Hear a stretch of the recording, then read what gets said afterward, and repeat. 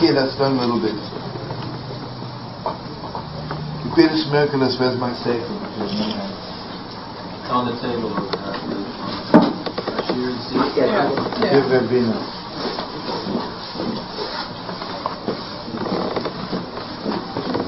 This is the Sefer. Whenever they print it, it is right away sold out after 2 days.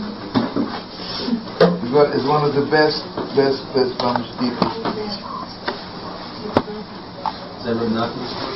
John is, you bent in Heilige BeShalach. BeShalach is een enige begegnung van de vierde Kodesh. Okay, this is what story is.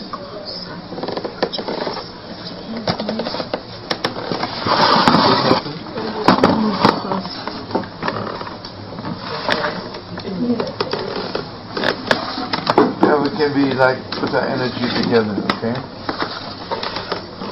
Because I'm definitely not together. Maybe you are. Probably not. What's that?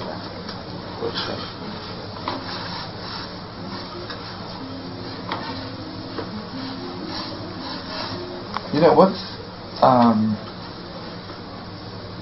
it says this is how the Parasha begins. BeShalach Parasha, and it was, and if it's translated properly, Vayihi means Rosh Hashanah, and it says sadly it came to pass that Pharaoh let the Jewish people go. And all the commentaries say, what do you mean sadly?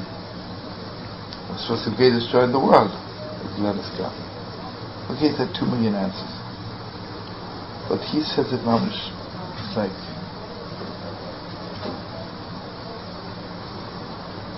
you know, there are moments when you have the opportunity to get everything in the world.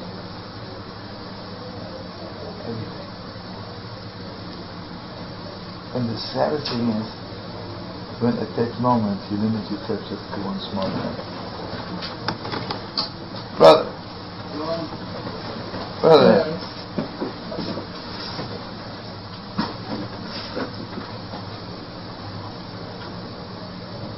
You know, that night when we came out of Egypt, you know how much God wants to give us? Everything.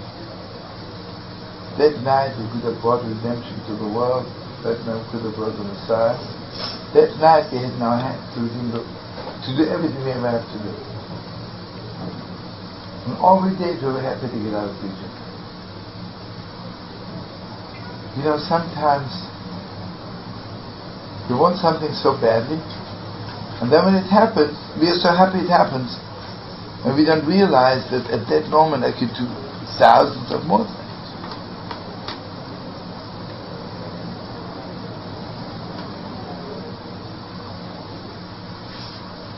Want you to know something unbelievable stories, beyond unbelievable. You remember Reb Nachman was called after Reb Nachman Moradenka. That's a good story to know anyway. The Baal Shem Tov, one of his greatest pupils, was called Reb Nachman of Moradenka. Reb Nachman of Moradenka was not married, and he was always like, that means he was once married, I think his wife passed away, and he was always telling the Holy Baal Shem Tov, I want to marry somebody special. In the meantime, there was a young lady, and she was always also coming to the Baal Shem. And she says, I want to marry somebody special. Okay, one time the Holy Baal Shem Tov put 2 and 2 together. So he says to her, I have something very special. But you have to promise me, because he's really a little bit out of this world. Whenever you have complaints or anything, come and tell me. Okay, so Baal Shem Tov, what you know, this Reb Nachman is my highest. There are millions of stories which are too long to go into. Anyway, they get married, and the craziest thing is, after the wedding, he doesn't come home. He comes home next day for lunch. Stays, eats a little bit, He just have to go back to learn. Comes back the next day for lunch. The next day he comes back for breakfast. And in those days communication was not, woman would never confront a man or anything, So she went to the Holy Baal Shem. The Holy Baal Shem said, hey Nachman, what's going on here? So the Baal Shem says that, Reb Nachman, why don't you go home? So he says, Rebbe, you know and I know, said it's decreed for her, God forbid, to die of childbirth. And I don't want her to die so young. Come on. So Chandra says, let me tell you something. Why did you talk to her? Talk to her straight. So you went to her and you said to her, I want you to know I love you so much. I want you to know I'm not coming home because I know, God forbid, it's decreed in heaven. You should die in childbirth, and I don't want you to die. But she says, we are now is not living, not dead. It's just nothing. I rather have one good year with you than sit like this forever. Anyway, can you imagine the closer it got, Mamash, more sad they got. Okay, then she had a baby. And she was Mamash supposed to die the moment the baby was born. And at that moment the baby was born, she said, I cannot believe you're that cruel. I carried this baby for 9 months and I shouldn't even see it. She says, please God, let me live for 4 weeks. So she lived for 4 weeks and never she died. And this baby was called Simcha. And Simcha is the father of Reb Nachman. Nachman ben Simcha. Wait. After that, Reb Nachman came to the Baal Shem.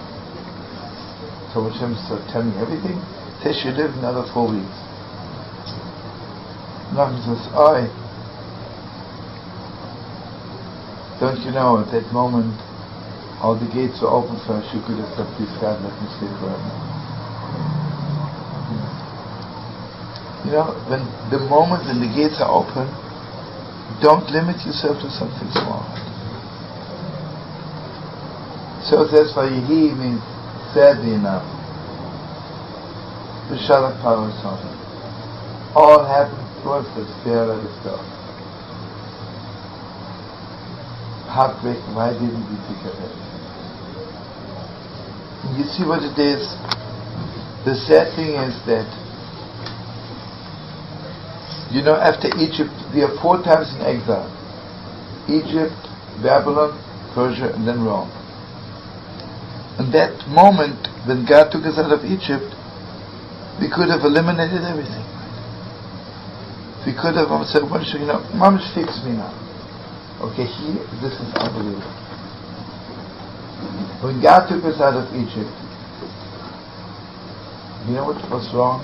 We were still afraid of Pharaoh. When you think that you walk out of Auschwitz, suddenly you're not afraid of Nazis anymore. It's so engraved in.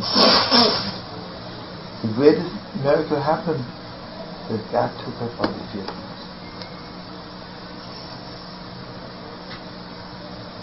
God says to Moshe, tell the Yidden, this Yatzvu means Mamish, take a stand. That's it, I'm a free person, I'm not afraid of you. Moshe was torn out all the fear. And the moment my fear is torn out, what paralyzes you most? Fear, right? Physically. You cannot move God to be when the person has fear. And the more less fear you have, the more free you are, the more you can move. Okay, so I want you to know something so deep. This Parasha is, and also the Parasha said that the lowest person in the world had a higher vision than Ezekiel the prophet when he crossed the Red Sea. That means suddenly all the gates were open for us. Because you know what, Mamash, we said we are ready to receive everything. We are ready for the higher. You know, even a prophet has a little bit pride to be too much of a prophet. And I want you to do something so deep. Suddenly, all of Israel and Moshe had mamish the same vision, right? It says, "Oh, Yosha Moshe and 3 million Jews, everybody says the same thing." That means for 1 minute, everybody had the same vision like Moshe.